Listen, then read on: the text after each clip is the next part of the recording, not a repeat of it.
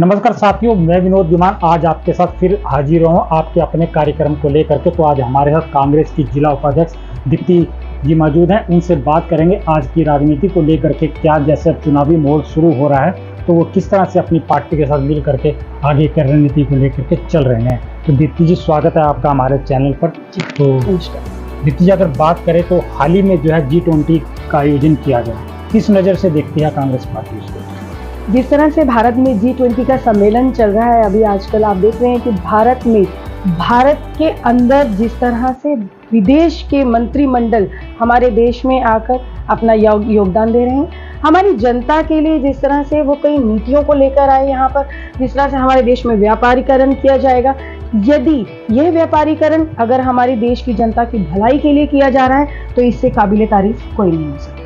तो अगर बात करें तो जैसे लगातार अब चुनावी मोड़ शुरू हो चुका है, कांग्रेस पार्टी की अगर बात करें तो अभी पिछले दिनों एक प्रकरण सामने आया कि जो अक्सर कांग्रेस के ऊपर आरोप लगते रहते हैं कि इसके अंदर जो गुटबाजी है, वो गुटबाजी जो है यहाँ पर पहुंचे पर्यवेक्षक के सामने देखने को मिली। इसको लेकर आप क्या कहते हैं? देखिए, जिस तरह से अभी पिछले कुछ दिनों पहले हमारे कार्यकर्ताओं ने अपना जोश दिखाया PWD रेस्ट हाउस के अंदर में, वो उनका नेताओं के प्रति एक ईमानदारी व्यक्त करना है, अपने जोश को दिखाना है, पार्टी में अपने उत्साह को दिखाना है। जनता किसी भी तरीके के किसी भी बदलाव में ना जाकर ये उनके कांग्रेस पार्टी के प्रति अब उनके ईमानदारी और प्रेम को देखे। तो कैसे मान रहे हैं, कैसे आगे की राह चल पाएंगे? क्योंकि आज अगर बात करें तो कहीं ना कहीं बीजेपी से लोग जो है मुंह मोड़ रहे हैं और कांग्रेस की तरफ बढ़ रहे हैं, मगर जिस तरह से इस तरह सरेआम अगर गुटबाजी सामने आ जाती है, जो रोड भी लगते हैं, तो फिर कैसे आगे आप जनता को जोड़ पाएंगे? देखिए कि कार्यकर्ताओं का पब्लिकली लड़ना नहीं था, ये बेसिकली नेताओं के प्रति अपनी ईमानदारी, अपना जोश दिखाना था कि हमें यह चुनाव के समय में जिम्मेवारी दी जाए। हम इस जिम्मेवारी को बखूबी निभाना चाहते हैं और कांग्रेस पार्टी का वर्चस्व अपने हरियाणा में लहराना चाहते हैं। अगर बात करें तो जैसे लगातार अब चुनावी मोड़ में ये साल जाने वाला है, तो आम आदमी पार्टी भी इस तरफ बढ़ रही है। आम आदमी पार्टी भी जगह जगह पर अपने प्रदर्शन कर रही है, सहयोग कर रही है, लोगों को जोड़ने का भी काम कर रही है। मगर देखा जाता है कि कांग्रेस में अभी भी जो है गुटबाजी होती है और कोई कार्यक्रम नहीं किए जाते। तो इसको कैसे आप जो है चुनाव जीत पाएंगे?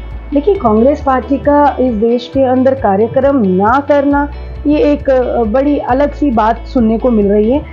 कांग्रेस ने क्या नहीं किया है देश के अंदर? कौन से ऐसे कार्यक्रम हैं जो नहीं किए? कौन से ऐसे दिवस हैं जो नहीं मनाए? कहाँ कांग्रेस पार्टी ने अपना कदम पीछे रखा?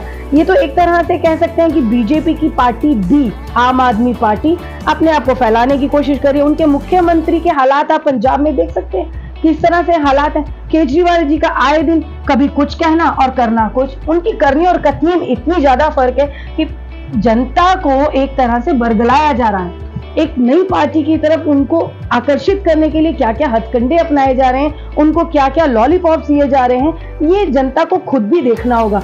पुरानी पार्टी कांग्रेस पार्टी, जिन्होंने आज तक जनता को हमेशा दिया और उसके बावजूद आज जनता बदलाव में किसी और पार्टी को जगह दे रही है, ये तो कहना गलत है। अगर बात करें तो हाल ही में जो है बीजेपी के द्वारा सिलेंडर का रेट भी 200 रुपये कम कर दिए। आप भी गृहिणी भी हैं, तो किस नज़रिए से देखते हैं इसको? जिस तरह से सिलेंडर के 200 रुपये कम करने का इन्होंने एक नया हथकंडा अपनाया है, उसमें ये साफ जाहिर होता है कि जनता को लालच देने का, आज अंत समय में इलेक्शन है, इलेक्शन के समय में ही इन्होंने 200 रुपये कम क्यों किए? क्योंकि ये जानते हैं कि हम नहीं आने वाले हैं। तो ये जनता भी क्यों, महिलाओं को लालच देने का एक जो तरीका अपनाया, वो भी बेहद।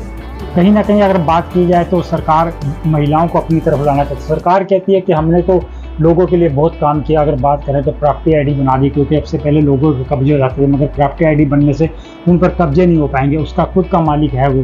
तो इसमें क्या लगता है कि ये सब कार्य हो रहे हैं? देखिए, महिलाएं आज की बहुत समझदार हैं। जिस तरह से हर क्षेत्र में महिलाओं ने अपना वर्चस्व आगे किया, महिलाओं ने अपने आप को साबित किया, नई नई जिम्मेवारियां लेकर अपने आप को साबित किया, तो उससे ये साफ जाहिर होता है कि महिलाएं तो खास करके इनके इन जुमलों के उसमें नहीं आने वाली है और ना ही इनके इन लॉलीपॉप्स में आने वाली है, ना ही इनके लालचों में आने वाली है।